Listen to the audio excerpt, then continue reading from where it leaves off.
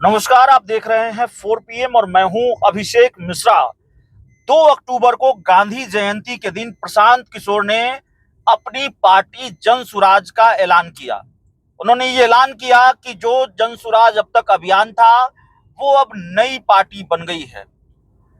ये ऐलान तो ठीक है, लेकिन प्रशांत किशोर ने इसके साथ ही जो कहा वो जाहिर तौर पर उनके इस बयान से ये सवाल भी मुंह बाए खड़ा है, अब तक मुंह बाए खड़ा है कि आखिरकार प्रशांत किशोर का ये कॉन्फिडेंस है कि ओवर कॉन्फिडेंस है। प्रशांत किशोर ने कहा कि बिहार में जो उपचुनाव है उस उपचुनाव में ही हम सबको सल्टा देंगे, यानी हम 25 के विधानसभा चुनाव का इंतजार नहीं करेंगे, हम 2024 के विधानसभा उपचुनाव में ही सबको सल्टा देंगे।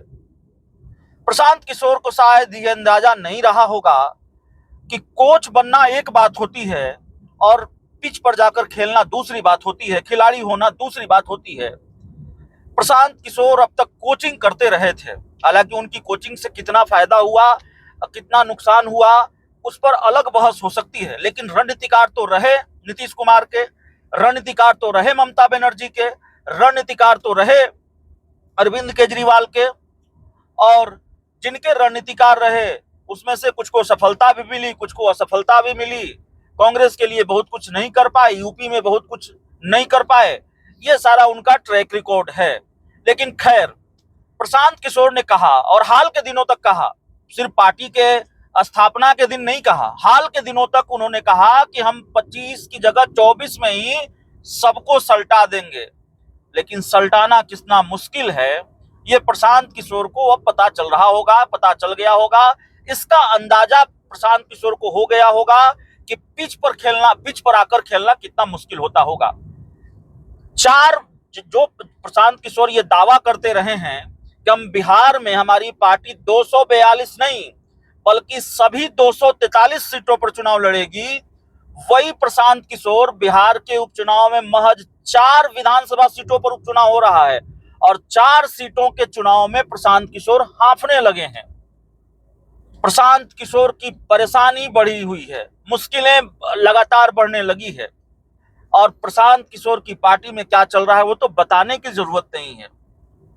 प्रशांत किशोर को अपना उम्मीदवार बदलना पड़ता है, पहले तरारी में उम्मीदवार बदलना पड़ता है। तरारी में सबसे पहले उन्होंने अपने उम्मीदवार के नाम की घोषणा की थी, एसके सिंह, जो सेना के रिटायर्ड अधिकारी, बड़े अधिकारी, और बहुत ताम झाम के साथ उनको अपनी पार्टी में ले आए, उनके नाम का ऐलान किया, और फिर ये पता चला कि प्रशांत किशोर जिनके नाम की घोषणा की है उन्होंने, तरारी से जिस एसके सिंह को उन्होंने उम्मीदवार बनाया है, वो तो चुनाव लड़ने के काबिल ही नहीं है, उनका तो बिहार की किसी वोटर लिस्ट में नाम ही नहीं है। अब कितनी हास्यास्पद बात है, प्रशांत किशोर जो दूसरे राजनीतिक दलों के लिए रणनीति बनाते रहे, मुख्यमंत्री और प्रधानमंत्री बनाते रहे, उनको ये पता ही नहीं न हो कि हमारा उम्मीदवार जिसकी घोषणा हम कर रहे हैं, जिसकी उम्मीदवारी के नाम का हम ऐलान कर रहे हैं, वो चुनाव लड़ने योग्य है भी या नहीं है। बहुत काबिल हो सकते हैं एसके सिंह, देश की सेवा उन्होंने की है, इसमें कहीं कोई शक की बात नहीं है, लेकिन आप जिसको चुनावी मैदान में उतार रहे हैं वो चुनाव लड़ने की योग्यता रखता हो कि नहीं रखता हो ये आपको पता नहीं है। कितनी हास्यास्पद बात है। तो तरारी में आज उनको उम्मीदवार बदलना पड़ा है, किरण देवी के नाम की घोषणा की है, और कमाल देखिए कि बेलागंज में भी अपना उम्मीदवार उनको बदलना पड़ा है। इसीलिए मैं कह रहा हूं कि प्रशांत किशोर हांफने लगे हैं 4 सीटों के चुनाव में ही। बेलागंज में प्रशांत किशोर ने खिलाफत हुसैन को टिकट दिया था, और उन्होंने जब आधिकारिक घोषणा की इसकी कि खिलाफत हुसैन को टिकट दे रहे हैं, उससे पहले ही 4 PM ने आपको बताया था कि खिलाफत हुसैन को वो टिकट देने जा रहे हैं और खिलाफत हुसैन ही उम्मीदवार होंगे। और मोहम्मद अमजद जो जेडीयू की पृष्ठभूमि से आते हैं, उनके नाम की भी चर्चा थी। प्रशांत किशोर जब बेलागंज में मीटिंग कर रहे थे और खिलाफत हुसैन की उम्मीदवारी की बात कर रहे थे, उनके नाम का ऐलान कर रहे थे, तो कुर्सियां तक चली, जूतम पैजार की स्थिति आ गई, पार्टी में बवाल हुआ।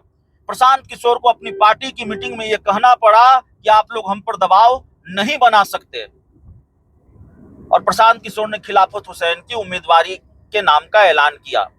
लेकिन प्रशांत किशोर पर दबाव बना कि नहीं बना, प्रशांत किशोर प्रेशर में हैं कि नहीं है, इसका अंदाजा आप इस बात से लगा लीजिए और आप खुद ही तय कर लीजिए कि प्रशांत किशोर को उम्मीदवार बदलना पड़ा है। खिलाफत हुसैन का टिकट काटकर उनकी उम्मीदवारी वापस लेकर उनकी जगह मोहम्मद अमजद को टिकट देना पड़ा है।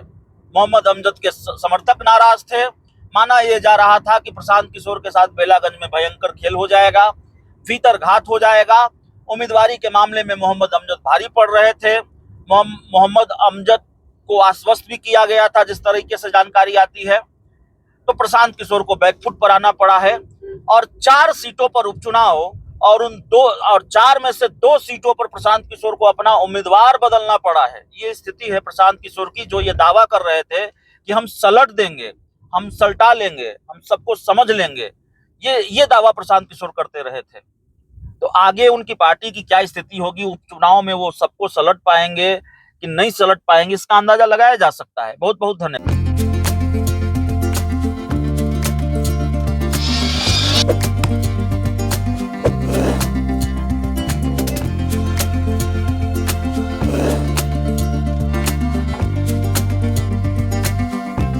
you